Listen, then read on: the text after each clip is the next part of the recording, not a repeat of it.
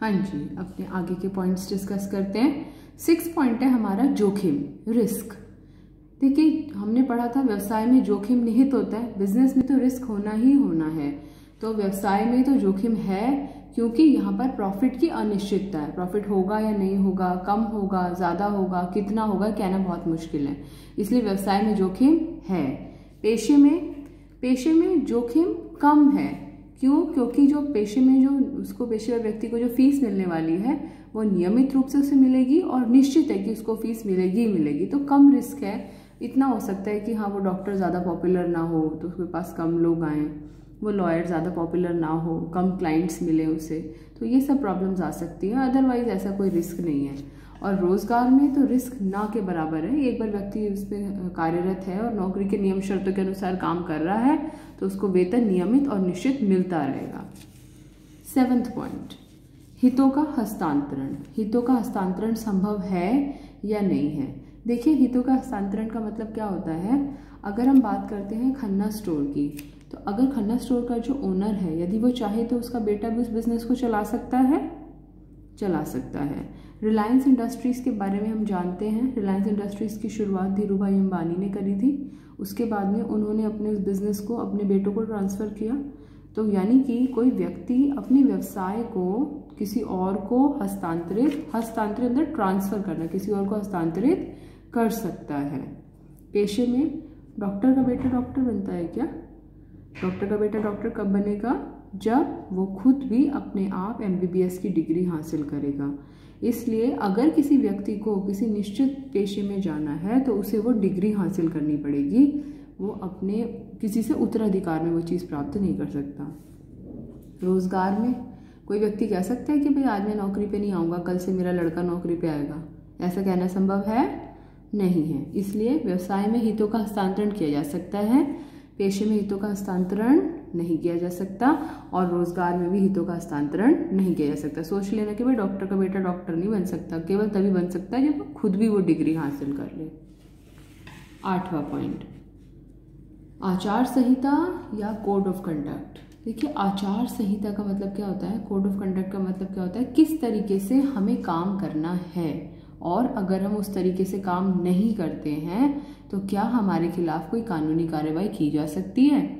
अगर हम व्यवसाय, पेशा और रोजगार तीनों की बात करें तो इन तीनों में से पेशे की आचार संहिता होती है।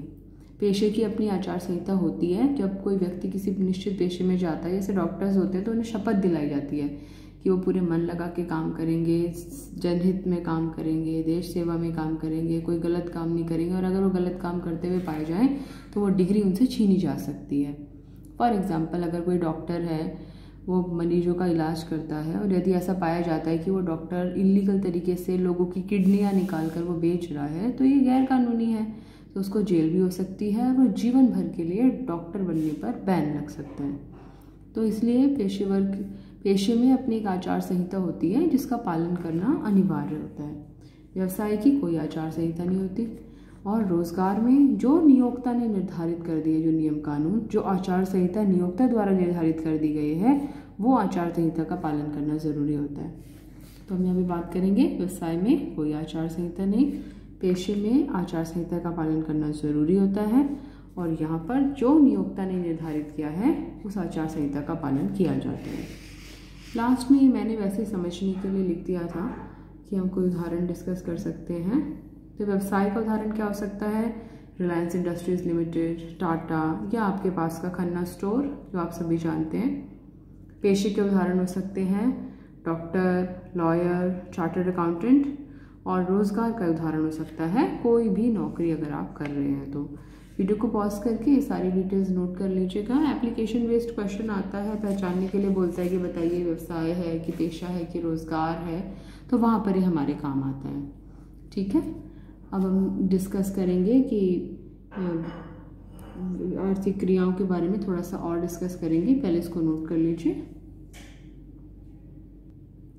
हाँ जी, हमने 3 तरह की आर्थिक क्रियाएं की हैं, व्यवसाय, पेशा और तीसरा रोजगार।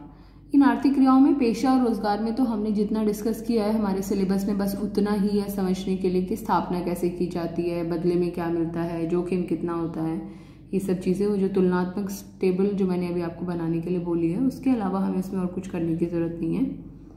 अब हम केवल हमारा पूरा बिजनेस स्टडीज़ का जो हमारा फोकस रहेगा वो व्यावसायिक क्रियाओं पर रहेगा, बिजनेस एक्टिविटीज़ पर, यानी कि पेशा और रोजगार के बारे में बात नहीं करेंगे, गैर आर्थिक क्रियाओं के बारे में बात नहीं करेंगे। तो अब हम बता सकते हैं कि व्यावसायिक क्रियाओं को कितनी श्रेणियों में बांटा जा सकता है। तो व्यावसायिक क्रियाओं को हम 2 श्रेणियों में बांट सकते हैं। We can divide the business activities into 2 categories. 2 श्रेणियों में बांटा जा सकता है। ये डायग्राम आप ड्रॉ कर लेंगे, नेक्स्ट क्लास में हम इसके बारे में और डिटेल में डिस्कस करेंगे। तो व्यावसायिक क्रियाओं को 2 कैटेगरीज में डिवाइड कर सकते हैं, उद्योग और वाणिज्य।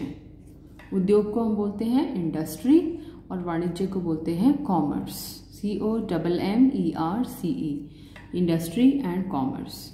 अब हम बात करते हैं कि उद्योग कितने तरह के होते हैं। ये कोई नई चीज़ नहीं है आपके लिए, मुझे मालूम है आपने सोशल साइंस में भी पढ़ा हुआ है। उद्योग कितने तरह के होते हैं? उद्योग 3 प्रकार के होते हैं। कौन से? प्राथमिक उद्योग, द्वितीयक उद्योग और तृतीयक उद्योग, या फिर इन्हें सेवा क्षेत्र भी कहते हैं। ये नोट कर लीजिएगा। और वाणिज्य जो कॉमर्स है उसको हम 2 हिस्सों में विभाजित कर सकते हैं। 2 हिस्सों में विभाजित किया जा सकता है। क्या क्या? व्यापार और व्यापार की सहायक क्रियाएं। तो उद्योग के 3 भाग और वाणिज्य के 2 भाग। व्यापार को हम 2 हिस्सों में विभाजित कर सकते हैं। क्या क्या 2 हिस्से होते हैं? आंतरिक व्यापार और बाह्य व्यापार। जो देश की भौगोलिक सीमाओं के भीतर किया जा रहा है आंतरिक व्यापार, जो दूसरे देश से किया जा रहा है लेन देन वो बाह्य व्यापार।